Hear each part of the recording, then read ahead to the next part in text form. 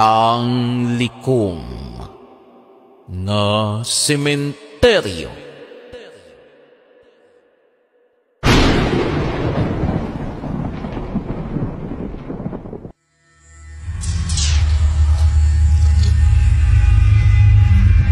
Duha ka semana na ang naglabay sugod sang madula si Dame.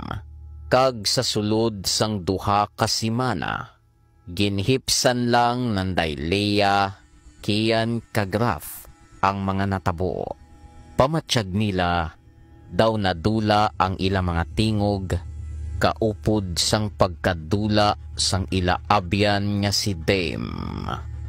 Isa sina kaaga, nagapungko sila sa isa ka bakante nga lamesa sa kantin. Wala na sang sabor ang pamahaw.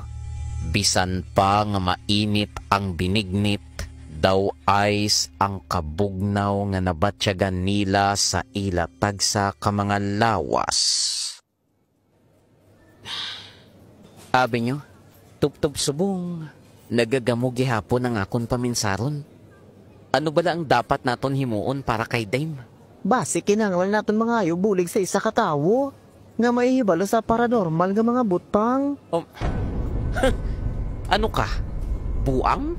Nga mapalapit kita sa albularyo? O kung sa sino dira nga manugbulong?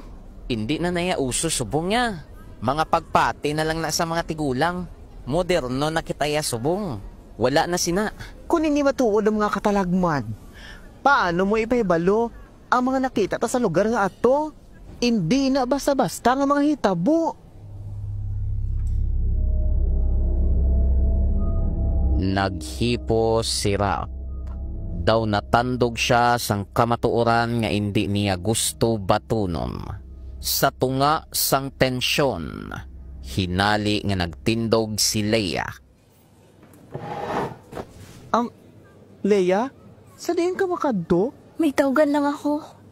Sa pamatsyag ko, siya lang ang tao nga pwede natin istoryahon para kay Dame. Nadumduman ni Leia nga may kopya siya sang numero ni Profesor Mia. Ginpangayo niya ini sang una sa SSG President. Tungod sang una, upod nila ang profesor sa team sang intrams. Samtang nagalakat si Leia padulong sa hardin, madtasig ang pitik sang iya tagipusoon.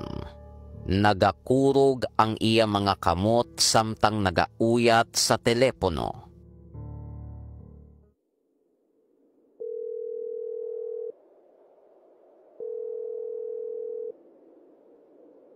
Hello? Sino ni?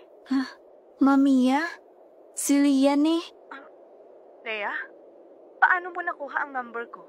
Ginpangayo ko sa SSG President sang nagligad nga bulan. Kung natandaan mo, maginpasa kami nga project para sa intrams. Pasensya gid, pero may kinahanglan gid ako nga. Importante isugid. Saan ka mabalik sa campus? Dugay-dugay. Matapos na ang seminar namon. Madiretso ako dira sa university. Hulata ako sa faculty office. Mga alas 5 sang hapon.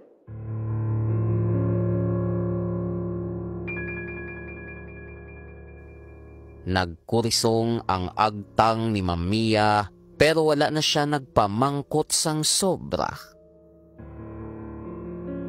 Alas 5 sang hapon suno sa ginistoryahan, nag-abot si Leia kaginkadtuan si Mamiya. Daw hindi niya mahibalan kung paano niya isugid ang tanan nga natabo sa ila sa profesor. Ma'am, balaan ko nga sala ko. Kinkuha ko ang daan nga libro sa old storage. Wala ko kabalo kun nga pero dumi nagatuso sa akon. Dumi nagahutik nga. Abrehan ko siya. Ano? Pagkatapos, ano ang natabo? Sang nakuha ko ang libro nga to. Nagsunod-sunod na ang mga katalagman nga na-eksperyensyahan namon. Wala ko kabalo kung sa din ko dapat umpisahan ang istorya. Pero siguro, umpisahan ko Sang adlaw nga nakita namo ng guba nga monumento sa likod sang school. Upod ko, sanday kiyan, rough kag dame. Nag-set up kami para sa project sa likod sang campus. Nag-arrange kami sa mga gamit namon. Pero may nakita kami sa may puno sang akasya. May isa ka daan yung building sa kilid. Hindi ko balaan kung nga asubong lang siya namon nakitaan. Sa kadugay na sa amon diri sa school. Daw katingalahan gani. Natabunan siya sang balagon kag hilamon. Makahaladlok siya ng taon. Pero to ginasugo kami. Gani ginsulod namon. Pag-abri ni Kian sang portahan. Wala pa man na dapat ang iyakamot sa doorknob. Nagbukas na siya dayon. May hagdan pa idalom. Kag si Dame ang nagpamilit nga masulod kami tanan. Pagpanaog namon, may tunnel. Kag ang mga sulo, nagapatay sindi kung may nagalabay. Kag sa punta, may portahan nga himo sa kahoy sang nara. Daan na gid. Kag kabug at abrihan. Pagwa namon sa portahan nga ato. Gabi na, may malapad nga kamaisan kag talamnan. Pag-abot namon sa punta, masiot kag hilmono ng dalan. Dito, nagakpan kami sang grupo nga sa pagkabalo namon. Mga miyembro sang kulto. Kag may isa ka tinuga nga nakatakurong sang pula. Matalom ang iya panulok. Pinagabagang iya mga mata. Hindi namon mahangpan ang ginambal niya. Kag sang nagbalikid kami, wala na si Dame. Kinhambalan ko na gid kamo nga hindi inyong paghilabtan ang among nga butang. Pero siguro may rason. Kunyaan na pabuin na. Kabalo ko, ma'am. Pasensya hagit ko. Pero natabo na. Sige lang. Himuan naton sang paagi nga masolusyonan nini. Ipatawag ang mga classmates mo. Kadtuan ta ang isa ka tawo nga mahimo makabulig sa aton. Nagkilit-anay sila sa paradahan malapit sa university. Upod sanday Leia, Kian, Raf kag Profesor Mia sa ilabiyahe padulong sa barangay Malanite, isa ka liblib nga lugar sa kabukiran. Duha ka beses sila nga naaberya sa dalan. Una, na flat ang karito sang tricycle. Naghililipos ang tanan. Nagpalanaog sila samtang ginakayo sang driver ang karito. Wala sing gusto nga maghambal bisan isa. Hala, maito mga kuri nga nagpundo sa alagyan ta. Wala pa gani kita makalakat sang maayo. Dulaing ni How. Ano ni man? Kadi malason ng bot silingon sini. Hindi ini maayo. Wala gid sing may nagsabat. Tanan sila nagatulok kay Mamiya. Nagahipos lang siya. Nagatanaw sa langit. Daw may ginapangita nga sabat sa mga panganod.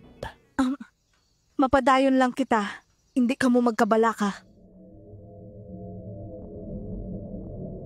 Ginpursige nila ang biyahe bisan may kahadlok na nga nagalikop sa ila tagipusoon.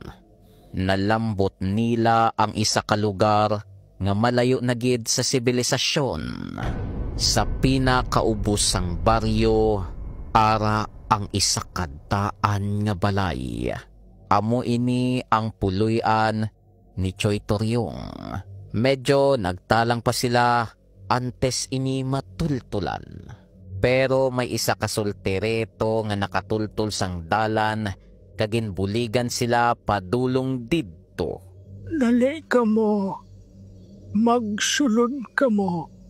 Lolo Toryong, pwede bala kami... Maghipos ka. Dasigan ninyo. Magsunod ka mo. Wala na sang madamo pa nga pamangkot. Tungod nakahibalo ako. Kung nga ang ari ka mo diri.